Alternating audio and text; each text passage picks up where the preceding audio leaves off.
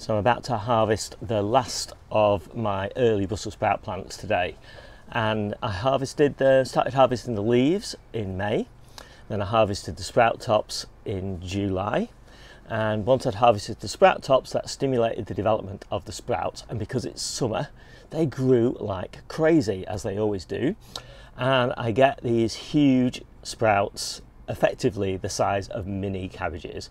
So I just want to show you what they look like now, and I'll just quickly skim over the technique that I use because I've covered it lots of times in other videos, and you can also find all the details in my ebook. So obviously everything looks a bit of a mess at the moment on this bed because it's all finishing, but this is what I'm talking about. Just look at my fingers and look at the size of these Brussels sprouts. There's loads of them. They taste absolutely amazing. As I say, they are like the best combination of a sprout top and a Brussels sprout. I've got loads of them. Let's pull one off there and have a look at it. Absolutely gorgeous. So incredibly tender, so tasty. And it's a good time really because, you know, these are uncovered, starting to get a few butterflies on them. But yeah, loads and loads. We've been harvesting them for weeks now, and gorgeous. So let me take you back inside of the wind, and I'll tell you how I grow them this way. And just in case you're wondering, yeah, I also grow ordinary Brussels sprouts for harvesting in autumn and winter, and this is one of the two beds that I've got, but nothing beats these.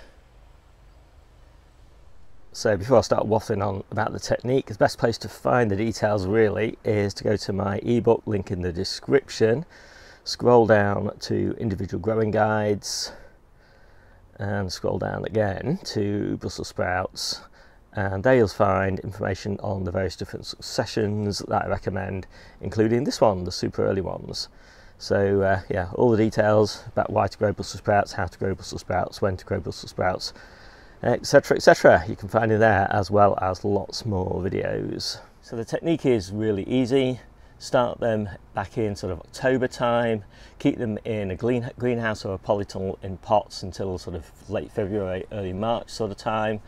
Plant them out under cover. I plant them out under a plastic low tunnel, take that off at April time, and just let them grow. Keep on harvesting the leaves, not too many, not too few, just keep the plants under control until July. By then, some but not all of the plants will have started creating sprout tops, and take those sprout tops off. It's the taking of the sprout tops off the plants that is absolute key, because if you don't do that, then it won't stimulate these big cabbage sprouts effectively in late summer. Take the plants out in August and plant something else.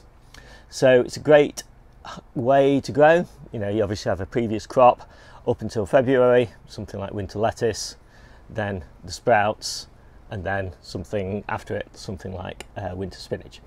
So yeah, I really love it. I like to plant them quite densely in the bed, something of the order of 18 plants probably per square metre. I like to plant them in clumps of 2 or 3 plants because not every one of them will thrive. Some will just give leaves, some will develop these beautiful sprout tops. They're the ones you want. My name's Steve, this is the Seaside Kitchen Garden and Allotment channel, and I'll see you soon.